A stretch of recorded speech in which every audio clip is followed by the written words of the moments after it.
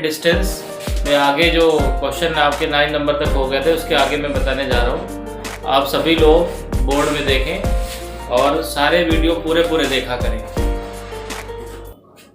देखिए लिखा हुआ है 2 poles of equal heights are standing opposite each other on other side of the road.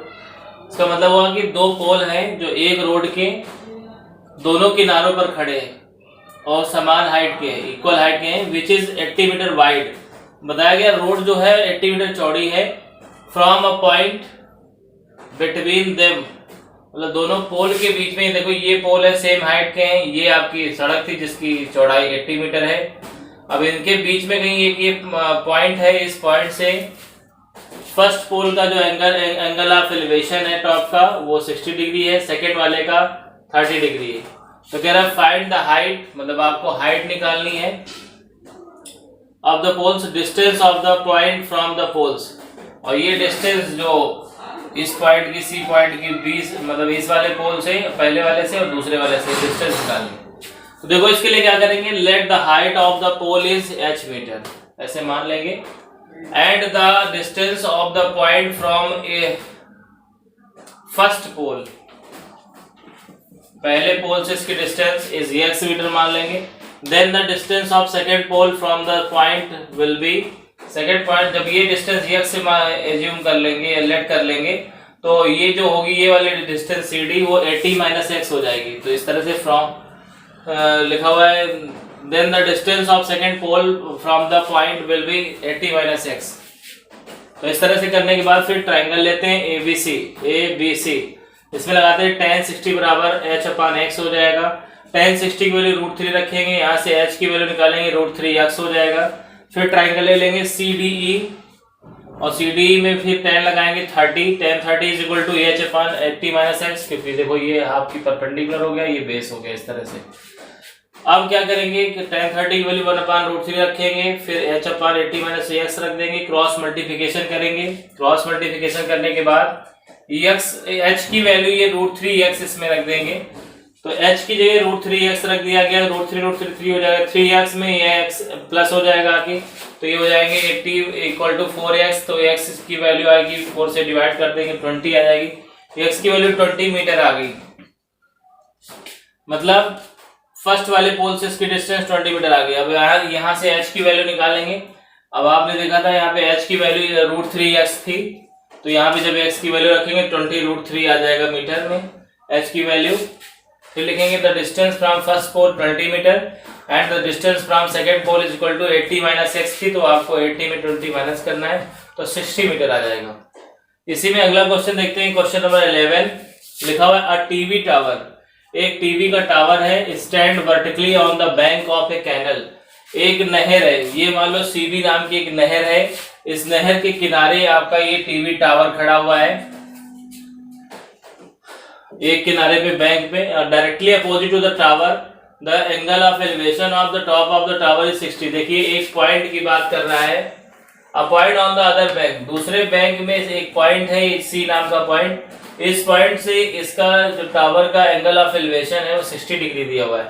From another point, अब बता रहा है कोई दूसरा पॉइंट है 20 metre away from the point on the line joining the point, मतलब इस लाइन को आगे बढ़ाए तो 20 मीटर की दूरी पर एक अनदर पॉइंट D है, इस D पर इसका जो एंगल बन रहा है वो 30 डिग्री बन रहा है, एंगल ऑफ एलिवेशन 30 डिग्री बन रहा है टॉप का इसके। तो कह रहा है find the height of the tower and width of the canal, आपको टावर की हाइट निकालनी है और विड्थ निकालनी है। तो लेट कर लेते हैं, let the height of the tower is h metre and the width of the canal is x metre, ऐसे मानेंगे। अब इन ट्राइंगल CBA, जैसा कि आपको मैंने बताया था राइट एंगल ट्राइंगल लेना पड़ता है, तो पहले CBA ले लिया, tan 60 लगाया, वहां से h की वैल्यू देखो निकाली, h की वैल्यू निकल के आएगी √3x। फिर ले लेंगे ट्राइंगल DBA, इसमें लगाएंगे tan 30 is equal to perpendicular upon base होगा, बेस में आपकी बार 20 प्लस x आ जाएगा, तो h/20 प्लस x हो जाएगा। tan 30 की वैल्यू 1/√3 रखेंगे, क्रॉस मल्टीप्लिकेशन करेंगे, ऐसा करने से 20 plus x is equal to √3h आ जाएगा। अब यहाँ पे h की वैल्यू रख देंगे √3x, तो √3x रख दिया तो 3x हो जाएगा, या 3x में एक x से माइनस हो जाएगा 2x। 2x बराबर 20 तो x बराबर 10 मीटर आ जाएगा इस तरह से। तो by putting the value of x in equation first में रख दो तो h की वैल्यू आ जाएगी 10√3। तो इस तरह से कैनल की जो ब्रेड्थ आ गई वो आपकी आ गई 10 मीटर और जो उसकी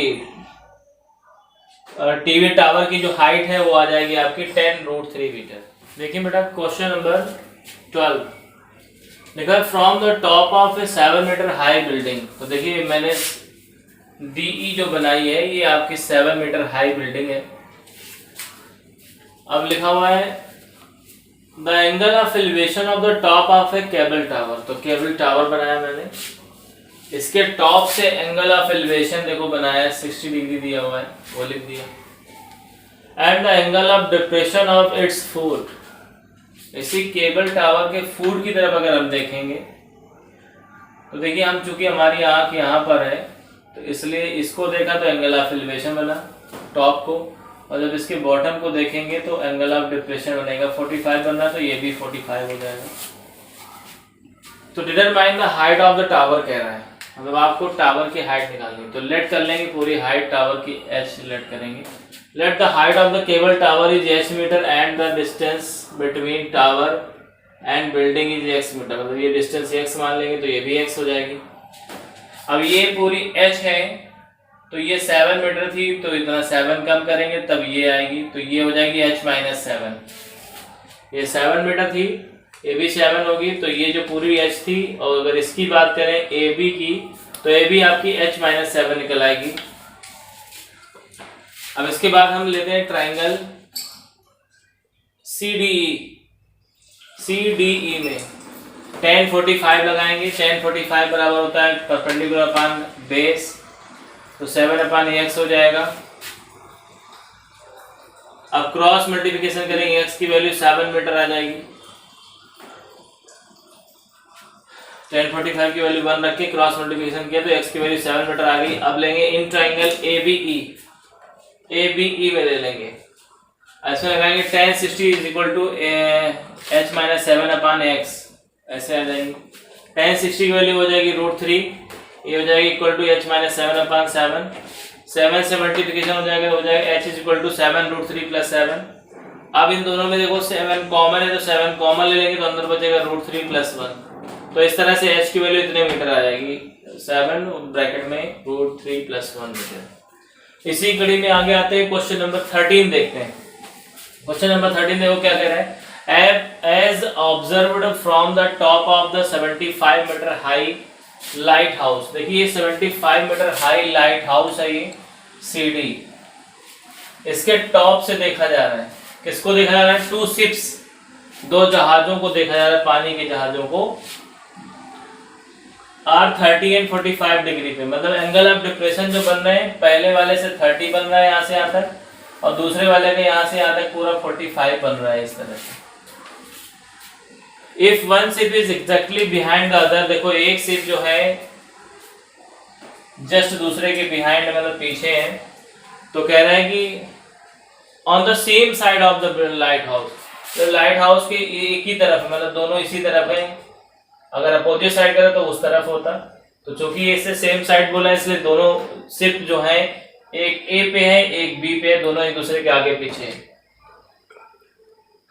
तो find the distance between the 2 ships, आपसे कह रहा है कि दोनों शिप के बीच की डिस्टेंस ज्ञात करो। तो हमें समझ में आ रहा है कि दोनों शिप ये ए और बी हैं, इनके बीच की डिस्टेंस को मैंने x मान लिया। तो देखिए ऐसे लेट करते हैं इसको, let the distance between 2 ships x is x metre, is x metre and BC y metre, और BC की लेंथ को मान लिया y मीटर।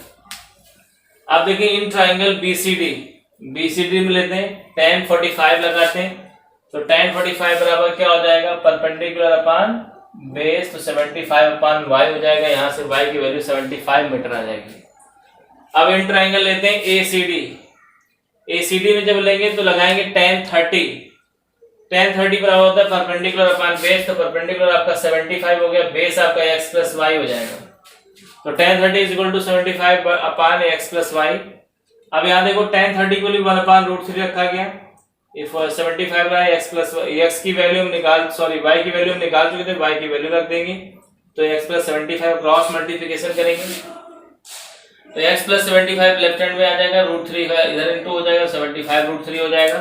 अब 75 को उस तरफ भेजेंगे तो x इक्वल टू 75 √3 माइनस 75 आ जाएगा। दोनों से 75 कॉमन ले लेंगे तो अंदर आ जाएगी x की वैल्यू 75 ब्रैकेट में √3 माइनस 1 मीटर। तो इस तरह से बेटा 13 नंबर क्वेश्चन भी आपका हो गया। देखते हैं question number 14। A 1.2 meter tall girl है sports a balloon moving with the wind in a horizontal line। मतलब एक 1.2 मीटर tall मतलब लड़की है, ये क्या कर रही है, एक बैलून को देख रही है जो बैलून हॉरिजॉन्टल मतलब उड़ते हुए जा रहा है हवा के सहारे at a height of 88.2 metre from the ground. जमीन से इसकी बैलून की हाइट जो है 88.2 मीटर है। The angle of elevation of the balloon from the eye of the girl। लड़की की आंख से बैलून का जो एंगल ऑफ एलिवेशन बनता है किसी समय वो 60 डिग्री है और आफ्टर सम टाइम कुछ समय के बाद angle of elevation reduces to 30। Angle of elevation जो है 30 हो जाता है। Find the distance travelled by the balloon during the interval. मतलब आपको इस इंटरवल में चली गई दूरी को पता करना है। तो जरा देखें, ये 1.2 मीटर टॉल गर्ल है, इसकी आंख यहाँ पे है ए पॉइंट पे। पहले जब बैलून यहाँ पे था तो इसको जब देखती तो इसकी आंख में 60 डिग्री एंगल बन रहा था, एंगल ऑफ एलिवेशन। कुछ समय बाद जब बैलून उड़ के यहाँ पहुंच गया तो उसकी आंख से जो एंगल बन रहा है वो 30 डिग्री बन रहा है। तो इस तरह से वो इस क्वेश्चन को करते हैं। Let the distance travelled by balloon is x metre. ऐसे मान लेंगे कि माना कि बैलून जो है यहाँ से E से C तक की जो डिस्टेंस चल रहा है वो x मीटर है। तो मतलब यहाँ पे भी BD भी आपकी x मीटर हो जाएगी।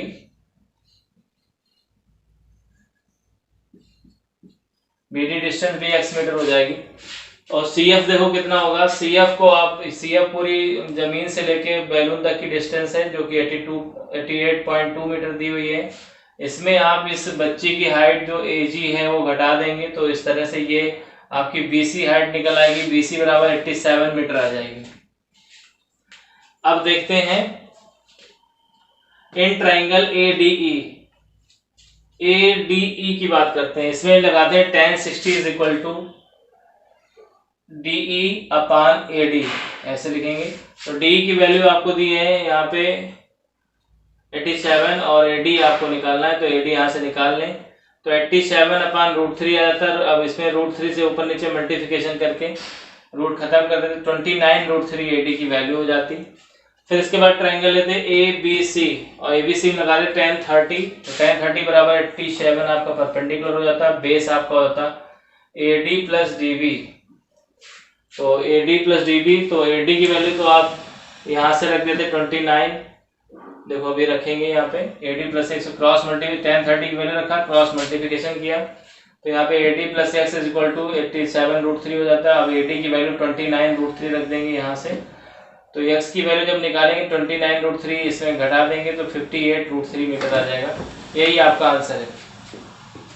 इसका मतलब ये जो BD है वही आपका EC था। इसका मतलब ये हुआ कि बैलून 58 √3 मीटर कुछ समय में चल गया। तो जरा देखिए अगला question, question number 15। A straight highway leads to the foot of a tower. देखिए ये एक हाईवे है और ये हाईवे ऐसे जाता है एक टावर के फुट के से होकर जाता है। ये टावर है, इसका फुट यहाँ पे, यहाँ से होकर ऐसे जाता है हाईवे। तो देखते जरा आगे क्या कह रहा है। A man standing at the top of the tower. एक आदमी टावर के टॉप पे खड़ा है। ऑब्जर्व से कार, एक कार को देखता है एट एंगल ऑफ डिप्रेशन। यहाँ पे खड़ा है, ये एंगल ऑफ डिप्रेशन 30 पे देख रहा है कार को। यहाँ पे जब कार थी जो कि कार टावर की तरफ जा रही थी विद है यूनिफॉर्म स्पीड, एक स्पीड से 6 सेकेंड के पश्चात, पहले यहाँ पे थी कार और 6 सेकेंड के पश्चात यहाँ पे पहुंच जाती है 6 सेकेंड के पश्चात। देखिए जरा, तो the angle of depression of the car found to be 60। तो इस कंडीशन में एंगल ऑफ डिप्रेशन जो आता है ये वाला पूरा एंगल जो आता है, पहले 30 था अभी पूरा 60, तो 60 यहाँ पे भी बनेगा। तो ये जो एंगल ऑफ डिप्रेशन है 60 हो जाता है। तो कह रहा है find the time taken by the car to reach the foot of the tower from this point. मतलब इस पॉइंट से B पॉइंट से C पॉइंट तक जाने में जो डिस्टेंस जो समय लगेगा आपको समय निकालना है, टाइम निकालना है। तो देखिए आपको टाइम दिया है तो और टाइम ही निकालना है। तो ऐसी कंडीशन में क्या करें, आप कार की स्पीड नहीं दी गई आपको तो कार की स्पीड मान लें। तो यहाँ पे देखो क्या करेंगे, टाइम लिख दिया 6 सेकेंड और let the speed of the car is x metre per second, ऐसे मान लिया। अब देखिए 6 सेकंड में चूंकि ये चल रहा है a से लेके b तक की डिस्टेंस, तो ये a b डिस्टेंस निकाल लेंगे। तो डिस्टेंस का फॉर्मूला होता है स्पीड इनटू टाइम। तो स्पीड आपने x मीटर पर सेकंड मांगनी थी, उसमें 6 से इनटू कर दें, 6 मीटर आ जाएगी आपकी डिस्टेंस, 6x मीटर आपकी a b डिस्टेंस आ जाएगी। अब let the height of the tower is h metre, tower के हाइट को h मीटर मान लेंगे। अब छोटे से ट्रायंगल BCD में लगाएंगे, tan 60 बराबर h अपॉन BC। यहाँ से BC की h की वैल्यू निकालेंगे, √3 BC आ जाएगी। फिर इन ट्रायंगल ACD की बात करते हैं। ACD में जब आएंगे तो tan 30 लगाएंगे, tan 30 बराबर हो जाएगा h upon AB plus BC, ऐसे लिख देंगे।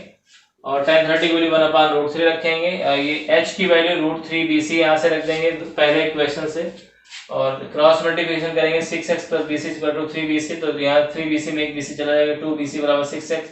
अब BC की वैल्यू निकालेंगे तो 2 से डिवाइड करेंगे इसको तो 3x आ जाएगा। तो BC की वैल्यू आ गई 3x।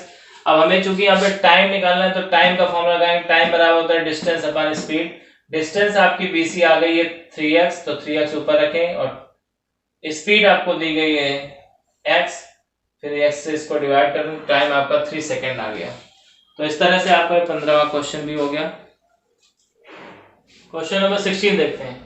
The angle of elevation of the top of a tower from the 2 points at a distance of 4 metre and 9 metre from the base. इसका मतलब ये है कि एक टावर के टॉप से एंगल ऑफ एलिवेशन 2 पॉइंट से, जो कि एक जो है इसके बेस से 4 मीटर की दूरी पर है, एक 9 मीटर की दूरी पर है।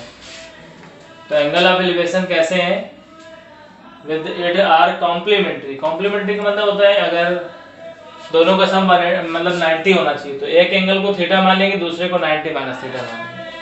अब जरा देखें, इन ट्राइंगल BCD ले लेंगे, BCD लगाएंगे यहाँ पर tan थीटा बराबर h अपॉन 4, देखो h अपॉन 4 हो जाएगा ऐसे। अब इन ट्राइंगल ACD ले लेंगे, tan 90 माइनस थीटा बराबर h अपॉन 9, ऐसे हो जाएगा। अब tan 90 माइनस थीटा बदल जाता है, जैसा कि ट्रिग्नोमेट्री में आपको बताया गया, तो tan का cot हो जाएगा, cot थीटा बराबर h अपॉन 9। ऐसी कभी भी सिचुएशन आ जाएगी एक जगह tan आए, एक जगह cot, तो कभी भी वैल्यू नहीं निकालनी चाहिए, इन दोनों इक्वेशन का आपस में मल्टीप्लिकेशन करना चाहिए। तो multiplying by equation first and second ऐसे लिखेंगे और दोनों पक्षों को मल्टीप्लाई कर लेंगे। इसका इससे के साथ में मल्टीप्लिकेशन करेंगे, इन दोनों का आपस में करेंगे। तो tan इंटू कॉट, तो tan इंटू कॉट को 1/10 लिख सकते हैं, equal to h square upon 36 हो जाएगा। tan यहाँ से कट जाएगा तो h स्क्वायर बराबर 36, तो h ये चीज इक्वल टू √36, तो h की वैल्यू आ जाएगी 6 मीटर। तो इस तरह से जो आपको प्रूफ करना था, इसमें बोला था proof that the height of the tower is 6 metre, तो वो चीज हमने यहाँ पे प्रूफ कर दिया है। तो इस तरह से बेटा ये कर लेना एक्सरसाइज। आपकी हाइट एंड डिस्टेंस भी इस वीडियो लेक्चर के बाद कवर हो गई है, मतलब अब आगे